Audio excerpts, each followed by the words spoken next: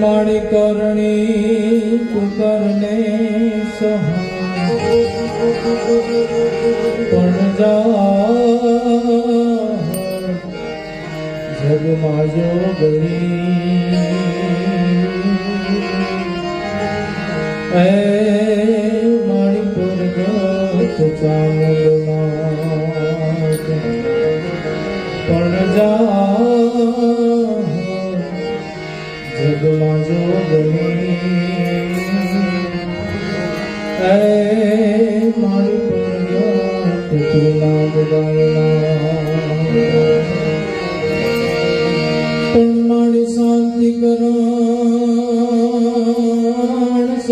કરણ જગભરણ રે અને મારી ઘણ ગણાય ભવગાન પણ આદ્ય નારાયણી એ મારી સ્વરૂપ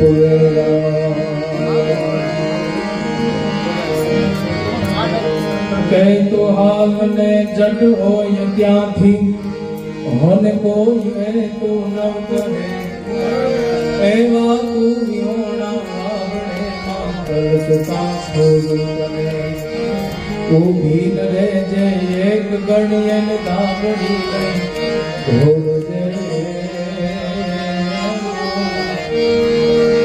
એ ચામુંડલા આવજે જન્મત મેલી આવજે જન્મત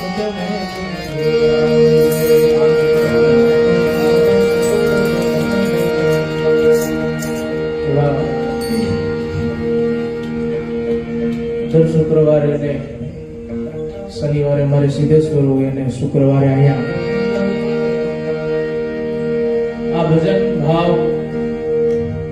આ બધું કેટલું જરૂરી છે એનો એક જ દાખલો આપું.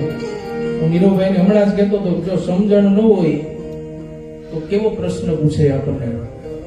મેં જ મારા મિત્રને વાત કરેલી કે વાણંદ પરિવારના સુરાપુરા એટલે કે મકન બાપા એ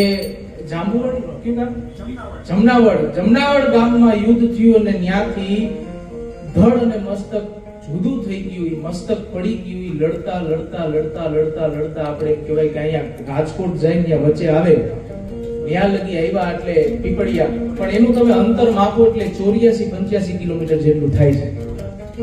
એટલે આમ આપણે વાત કરતા હોય એટલે આપણને પાછી સામે કમેન્ટો મારે કે એ કેમ શક્ય બને.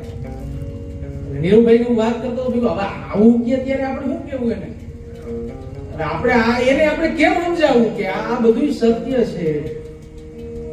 એટલું વીર તત્વ ને એટલું પામી ગયા હોય અને એમને લડાતું નથી સાહેબ. કોઈ શક્તિ તમારી સહાય હોય ને ત્યારે લડાઈ છે ને એમને નો નીકળે.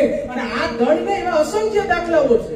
બધાયના પરિવારમાં સુરાપુરા હશે એની કાંઈક ને કંઈક આવી ઘટનાઓ ઘટેલી જ હોય તો જ પૂરો થઈ બેઠો હોય સાહેબ. બધાયના પરિવારમાં આવી ઘટનાઓ હોય છે પણ હવે આપણે નથી જ સમજાતું એને આપણે કેમ સમજાવવા. આ થોડીક વાત ગંભીર કરવી છે કે કોઈ પણ કવિ છે એમને નથી લખાતું. આ કઈ એવી રીતે નથી લખ્યું કવિ જર્મન મારું નામ છે, પાતળો મારો બાંધો છે, બાંધાને ખાંધો છે, ઈ જ મારે પણ વાંધો છે. આ એવા કવિએ નથી લખ્યું. આ તો મેઘાણી જેવા, કવિ દાદ જેવા, ભગત બાપુ જેવા આ બધા કવિઓએ પરિભ્રમણ કરી મેઘાણીની વાત કરતો સાહેબ સાહિત્યનો કોથળો લઈને, સાહિત્યનો થેલો લઈને કોક એમ કે મેઘાણીભાઈ આ ફલાણા ગામમાં છે ને આ માજી છે ને બહુ સારું ભજન ગાય, એટલે મેઘાણીભાઈ એટલું જ કે તો હાલો ને આપણે ભજન સાંભળી આવી. પણ મેઘાણીભાઈ ઈ કદાચ નોય ગાય તો કે ઈ ન ગાય તો એનો પ્રશ્ન હાલો તો ખરા આપણે સાંભળી આવી તો કે નહીં ઈ કદાચ ગાય ને પણ અભિમાન છે, એટલા અભિમાની છે કે તમને ન કહેવાના કહી દે તો કે ઈ પણ એક સાહિત્યનો ભાગ છે. સાહેબ આ સીમાનો આ એમનું નથી કહેવાતું. અમથા આપણે મેઘાણી કવિકાર દાદ એમનું નથી કહેવાતું સાહેબ. પ્યાર કરી લે શું કોઈ તારો યાર નથી, અને ગોતી લેજે ભીતર છે ક્યાંય બહાર નથી. અને ઘટમાં હાલે છે ઘડિયાળ, તમે કાંડે બાંધીને કા ફરો, ઈ પુરુષોત્તમ કહે પ્રાણિયા તમે ઘટ ભીતર જોયા કરો. ભીતર જોવાની વાત છે. વાત મારે ઈ કરવી છે કોઈ પણ લોકગીત છે એની પાછળ કંઈક મરણ હોય તો જ લખાણું હોય છે, એમને નથી લખાતું. બરાબર ગામના માલિકો એક વાત કરતો વચ્ચે આ વાત યાદ આવી, અમારે બધા વાત કરતા હતા અને સિદ્ધેશ્વર પણ આ વાત થઈ કે 9 વર્ણ છે એવા કે જેમાં એવો રિવાજ છે મામા ફૂઈમાં પણ પરણી જાય. એવી 9 જ્ઞાતિ છે. ધારો કે અમારા રાજપૂતમાં, કાઠીમાં એવો રિવાજ છે કે મામા ફૂઈના છે એ પરણી જાય. આવો રિવાજ આપ્યો શું કામ? ત્યારે વડીલે જવાબ આપ્યો કે પેલા તો મામા ફૂઈના સંબંધો જળવાઈ જાય, અને બીજું ઈ કારણ એક હાવ ટૂંકમાં કહી દઉં કે ભગવાન કૃષ્ણએ આ પદ્ધતિ અપનાવી હતી તો આપણે ભગવાન કૃષ્ણથી ડાયા તો નથી જ, એટલે ઈ ભગવાને કહ્યું એટલે કાંઈક હશે તો જ કર્યું હોય. અને બરાબર એમ કહેવાય કે મામાના ગામમાં મોટો થયેલો યુવાન છે એ એવો ધગધગતો યુવાન, એવો તરવરિયો યુવાન રાજપૂત છે કે આમ ઘોડો લઈને નીકળી જાય તો આમ ગામના બધાય બહાર જોવા નીકળી જાય કે નીકળો છે કોણ. એવો તરવરિયો યુવાન, એવો પાણીવાળો. મામાએ વિચાર કર્યો એક કામ કરું, મારી દીકરી જાની એને પરણાવી દઉં. અને દીકરીને પરણાવી આણું વાળીને કહેવાય કે રાજપૂત છે દીકરીને લઈ જાય છે, અર્ધાંગીની રાજપૂતાણી એને પરણી બરાબર ઘરે જાય. આમ ઘર ખોલે અને રાજપૂતાણી છે એક મર્યાદાઓ હતી, આમ ઘૂંઘટ મારેલો હોય અને રાજપૂત સામે બેસે અને રાજપૂતાણી છે આમ જે ઘૂંટો ઊંચો કર્યો તાતો નડિયાવાળું મકાન, ધૂળની પોપટીઓ ખરી જાય, દિવાલો હરકી નહીં, આમ વાસ દેખાય, નડિયા પડી ગયેલા. આવી પોઝિશન જોઈ ત્યારે રાજપૂતાણીએ મનમાં વિચાર કર્યો કે ગમે એમ તો મને મારા બાપે પરણાવી છે, મારો બાપ કોઈથી મારું ખોટું કરે નહીં. ભગવાનને પ્રાર્થના કરે, જગદંબાને પ્રાર્થના કરે, સૂર્યનારાયણને પ્રાર્થના કરે, કાલે સવારે સારું થઈ જાય. બે જણા છે એવી રીતના રે, પરિવારના છે કે બીજે ગામ રહેલા, એટલે આમ બે જણા રે પણ 1 દી 2 દી 3 દી થયા એટલે યુવાન છે એ બરાબર બગદર બાંધ્યું, હાથમાં ભાલો લીધો ને બરછી લઈને નીકળવાની તૈયારી કરે. અને ત્યારે રાજપૂત નીકળવાની તૈયારી કરે ત્યારે રાજપૂતાણી એટલું કીધું કે એ રાજપૂત ક્યાં આયલા? મારે નોકરી છે, આ તો મારી રજા પૂરી થઈ ગઈ, હવે મારે જાવું પડશે, હું સિપાહીની નોકરી કરું છું અને જાવું પડશે એટલું કીધું. અને ત્યાંથી રાજપૂત નીકળી ગયા, ઘોડા ઉપર પલાણ બાંધ્યા અને ઘોડા ઉપર પલાણ નાખી રાજપૂતાણીએ દોટ મૂકી અને ઘોડાની વાઘને પકડી લીધી. એ રાજપૂત હું તમને નહીં જવા દઉં, હું તમને નહીં જવા દઉં. અને આટલા જે શબ્દ બોલે રાજપૂત કે નહીં મારે જાવું પડશે, રાજપૂતાણી કે નહીં જવા દઉં. અને છતાંય રાજપૂત છે આમ નીકળવાની તૈયારી કરે, વાઘ મૂકે નહીં. અને એ જ સમય બરાબર આકાશમાં છે એ વીજળી થઈ અને રાજપૂતાણીથી કહેવાય ગયું એ આભમાં જી જમું કે આભમાં જી જમું કે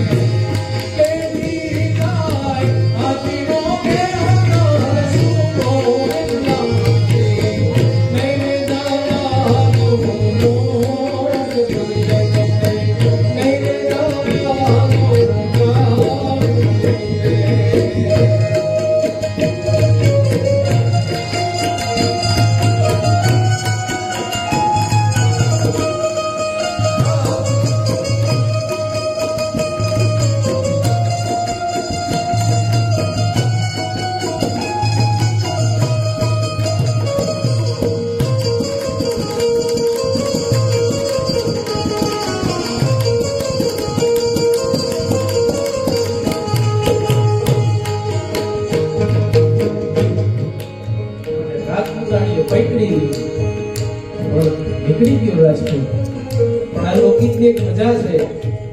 રાજપૂત છે એ લડવા જતો હતો. એ રાજપૂતની લડવા જતો તો એટલી ખુમારી હોય તો આંખ લાલ હોય તો આ લોકગીતમાં લાલ શબ્દનો પ્રયોગ નથી કર્યો. હું જ ગરમ બેઠો છે એટલે વાત કરું છું સાહેબ. બાકી તો હારી પેટના બેઠો ને ત્યારે આ વાત કરવાની છે. લાલ શબ્દ પ્રયોગ ન કર્યો. એ કેસરિયા કરવા જતો તો કેસરી શબ્દનો પ્રયોગ ન કર્યો. અને એને પીળો સાફો બાંધ્યો તો એ પીળા શબ્દનો પ્રયોગ ન કર્યો. પણ શું કીધું?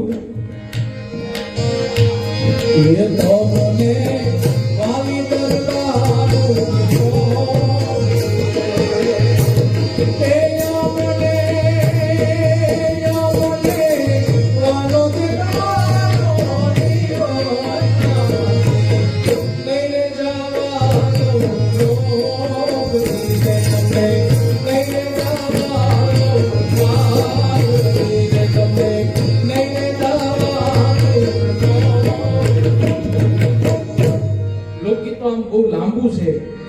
પણ કીધું કે ગુલાબી શબ્દનો પ્રયોગ કર્યો છે. અને હજી અહીંથી લોકગીતના શબ્દો નીકળે તો રાજપૂત નીકળી ગયો અને રાજપૂતાણી છે આમ મીઠ માંડે એક ગયો કરીને જ્યાં છેલ્લી મીઠ મટાડી અને રાજપૂતાણી છે એ પાછા ઘરમાં આવી પણ પરિવારમાં કોઈ નહોતું. હવે એકલી રાજપૂતાણી રહી. બધી બાજુ નજર નાખે ઘરમાં કોઈ નહીં. પછી તો ઘર ખાવા દોડે સાહેબ. એકલા તો કેમ જીવન કાઢવું? એક દી, બે દી, 3 દી, 4 દિવસ થઈ ગયા એટલે રાજપૂતાણીને વિચાર આવ્યો કે હું જ્યારે મારા પિતાને ત્યાં હતી, મારા મા બાપને ત્યાં હતી ત્યારે એક મેરની દીકરીએ મને જંતર વગાડતા શીખડાવ્યું હતું. તો લાઈને એક કામ કરું, ક્યાંકથી 2 તુંબડા મળે ને તો જંતર વગાડું ને મારું સમય પસાર થઈ જાય. પણ ક્યાંથી તુંબડા મળે કોઈ ઓળખે નહીં. આ પાડોશી ન ઓળખતા હોય સાહેબ. હજી તો 2-3 દી થયા એટલે આમ આજુબાજુમાં તપાસ કરે ક્યાંય તુંબડા છે માં કરી પૈસા આપી એ તુંબડા તો લઈ લીધા અને વાહના ફિટ કરી અને એમ કહેવાય જંતર તૈયાર કર્યું. અને જંતર તૈયાર કરી તાર બાંધ્યા. બરાબર રાતનો સમય થયો. ઝીણો કહેવાય કે વરસાદ વરસે અને જંતર લઈ એક પછી એક રાગ વગાડવા માંડ્યા. રાગ વગાડતા એની જ બાજુમાં વનમાંથી કસ્તુરી નામનો મૃગલો છે એને સંગીત પ્રિય થયું. દોડતો આવી ઠેકી અને જે રાજપૂતાણી છે એ જંતર વગાડે એની આવીને સામે બેહી ગયો. ક્યાં લગી રાજપૂતાણી જંતર વગાડે. બહુ મોડી રાત લગી જંતર વગાડ્યું ને એમ થયું કે હવે થોડોક આરામ કરી લઉં. આરામ કરવાનું થયું એટલે જંતર મૂક્યું. એ ભેગું મૃગલો છે ઉભો થયો અને ત્યાંથી નીકળી ગયો. પણ નીકળી તો ગયો પણ કસ્તુરી નામની ગોટી ત્યાં મૂકતો. અને હવાર પડ્યું ને બરાબર રાજપૂતાણી છે એ ગોટી લઈને અને વાણિયા આગળ જઈને વાણિયાને એટલું કીધું કે હે ભાઈ મને આ જોતો કઈ ખબર નથી પડતી પણ આ છે શું? ત્યારે એને એટલું કીધું કે આ તો એમ કહેવાય કે મૃગ્યો છે એ મૂકીને વયો ગયો છે. કસ્તુરી છે અને આની તો ઘણી કિંમતો આવે. ત્યારે રાજપૂતાને એટલું કીધું ભલે બાપા ઘણી કિંમત ભલે આવે પણ મને ખાલી મારું જમવાનું નીકળી જાય, મારું થોડું ઘણું સીધો લેવાઈ જાય એટલું બસ મને કાઢી દે. અને ઘઉં ચોખા આતે થોડુંક બધું કાઢી દીધું અને કસ્તુરી લઈ લીધી. આવો પછી તો નિત્યક્રમ થઈ ગયો. રાજપૂતાણીથી સમય જાય નહીં. સમય ન જાય એટલે જંતર વગાડે એટલે મૃગલો આવી કસ્તુરીની ગોટી મૂકીને મૃગલો વયો જાય. આવો નિત્યક્રમ થઈ ગયો. પણ આ તો સાહેબ વાતું તો આખા ગામની ચોરે બેઠા જ હોય કેમેરા. આખા ગામની વાતો આમ જો બેઠા જ હોય કેમેરા. ગાવલો શું કરે જોજો. ગામ 3 બાબતોનું બહુ ધ્યાન રાખશે. એક સાધુ, એક કુંવારી દીકરી અને એક વિધવા સ્ત્રી. આ 3 ઉપર બહુ કેમેરા રાખશે સાહેબ. અને બરાબર એમ કહેવાય કે આવું નિત્યક્રમ થઈ ગયો. અને રાજપૂતને ઈ જ ગામમાં બીજો એમ કહેવાય કે આવેલો સિપાહી રજા લઈને અને ઈ સિપાહી આવી ઘણી બધી વાત સાંભળી લીધી. અને પછી તો આ તો હું કોકને વાત કરું એટલે વાત વધતી તો ક્યાંય પહોંચે. વાતમાં ઉમેરો આવતો જાય. એનો એક જ દાખલો આપું. ભાઈ નાનું એક્સિડન્ટ થયું હોય, બોલો ભાઈ ખાલી છોલાણો હોય, હું બીજાને કહું, બીજો ત્રીજાને કે છેલ્લે તો મરી જાય સાહેબ. છેલ્લે આ વાત ન્યા લગી પહોંચી જાય તો મરી ગયો. છેલ્લે ન્યા લગી કહેવાય ને કે વાતમાં ઉમેરો થતો જાય. એમાં આ સિપાહી છે એને વાત તો જાણી લીધી પણ વાત જાણીને અહીંયા બરાબર આવ્યો ને આ નોકરી ચાલુ અને બોલાવીને રાજપૂતને એટલું કીધું કે હે રાજપૂત ભાઈ મારે તને એક વાત કરવી છે, તને ખોટું તો નહીં લાગે ને? તો કે ના બાપ બોલ ને, શું છે ભાઈ? આપણે એવી મિત્રતા છે, ખોટું શું લાગે? તો કે તારો પગાર કેટલો? તો કે મારો પગાર તો હાવ એટલો છે, બે છેડા માણ ભેગા થાય એટલો જ પગાર છે. તો કે હા. હજી કહું છો તારો એટલો જ પગાર છે? તો કે હા હાવ એટલો જ પગાર છે. ત્યારે એ વ્યક્તિ એટલું કીધું તો આટલો પગારમાં તારી ઘરે અમદાની કેમ ઉભરાય છે? તારી ઘરે એટલી સંપત્તિ કેમ ઉભરાય છે? તારી ઘરે એ આખો ઘરમાં ફેરફાર કેમ થઈ ગયો છે?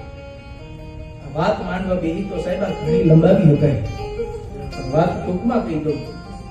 જેમ જેમ કસ્તુરી છે અર્ધાંગીની વેચતી ગઈ એમ તો છેલ્લે નડિયા બદલાવી નાખ્યા, કલર કામ કરી નાખ્યું, એટલો બધો મકાનમાં ફેરફાર કરી નાખ્યો. પછી આ કેમેરા હોય વાતું તો કહી હોય, અને વાતું છે એટલું બધું થયું ને આ પુરુષને એટલું કીધું કે તો તારા ઘરમાં આટલું પરિવર્તન શેમાં આવી ગયું? આપણે તો બે છેડા ભેગા જ નતા થતા.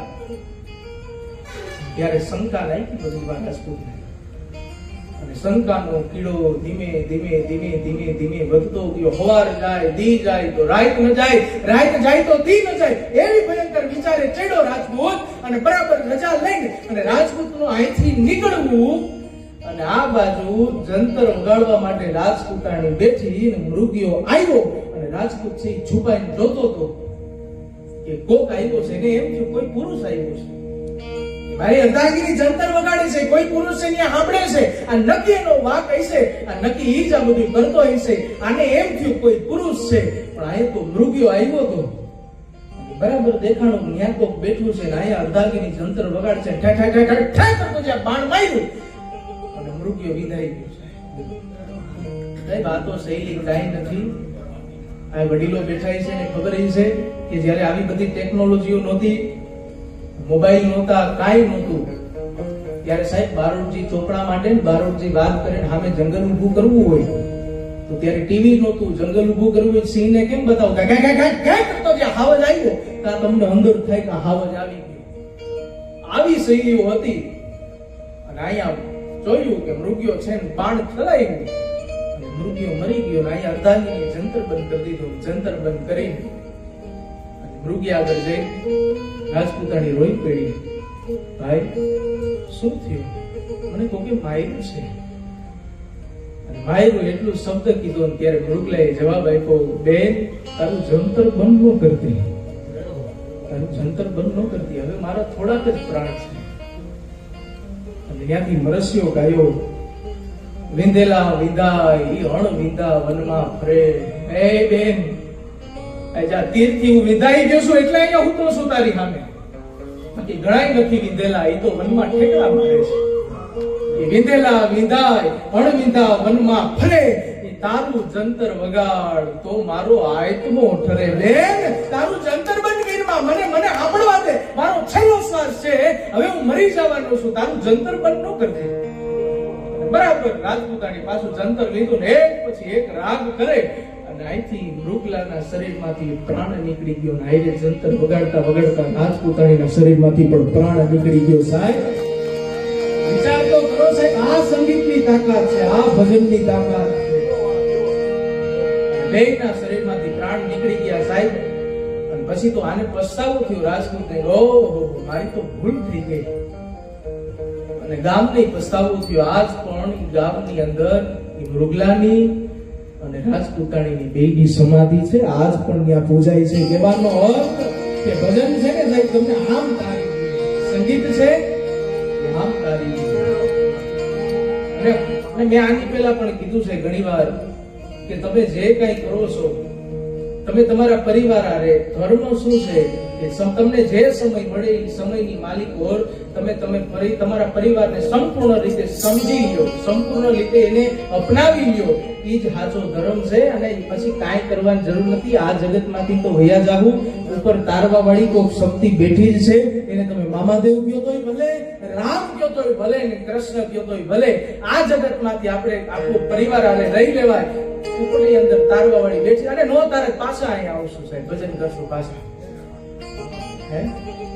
પણ એક વાત, એક કવિતા, અને મને બહુ ગમતી કવિતા કવિ દાદત લખી શકે સાહેબ કે ઠાકર મંદિરની ઝાલ રે અંબાવને તોય હું વગાડવા જાતો. નાનું બાળક હોય ઠાકર મંદિરની ઝાલર હોય પણ અંબાતી ન હોય, ઊંચી હોય, પછી કોકને કેવું પડે કે ભાઈ મને ઊંચો કરો, મારે આ ઝાલર વગાડવી છે. એટલે કવિ દાંત લખે કે ઠાકર મંદિરની ઝાલરે અંબાવ નહીં તોય હું વગાડવા જાતો. આજે એવડો મોટો થઈ ગયો છું, મંદિરમાંય નથી અમાતો. એવડો દંભ આવી ગયો, એવું અભિમાન આવી ગયું, કઈ મંદિરમાંય નથી અમાતો. એ આવકલી કરી મારી માને બીવડાવતો, ખોટે ખોટો સંતાતો. બાળકને ખબર હોય કે મારી માં છે પાણીની હેલ ભરીને આવે છે, બાળક હંતાઈ જાય. માને ખબર હોય કે મારો દીકરો હંતાઈ ગયો, એ આવકલી કરે અને માં છે ફડકી જાય.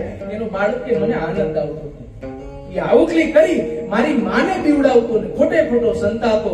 આજ ભીતરથી એવડો મોટો સંતાઈ ગયો છું કે આ દુનિયાને નથી દેખાતો. વધારે વાત ન કરતા આ વાત